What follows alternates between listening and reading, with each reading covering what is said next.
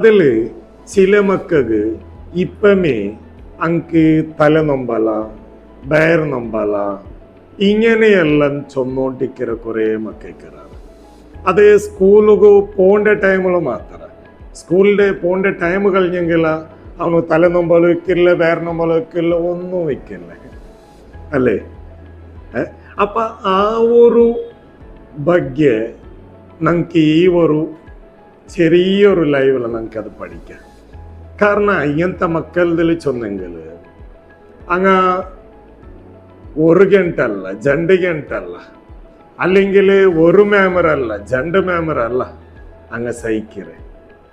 കാരണം ಅಂಕೆ ಎಲ್ದೋನು ಓದೋನು നല്ല പഠിക്കണു ಅಂತ ಚೊಂದಿಟ್ಟೆಲ್ಲ നല്ല ಆಸೆಕ್ಕರು. ബട്ട് ಅದಕ್ಕೆ ಬೇನಾയിട്ട് എല്ലാം അങ്ങ് ട്രൈ ആക്കറാറ്. ബട്ട് അങ്ങ് എങ്ങനെ പഠിപ്പാട്ടെങ്കിലും ഇനി എങ്ങനെ പഠിച്ചെങ്കിലും അങ്ങക്കതൊരു തലക്ക് പോണില്ല. അപ്പോ പാരൻസായ ഞങ്ങളും ആ വിഷയത്തിൽ അർത്ഥാക്കണം.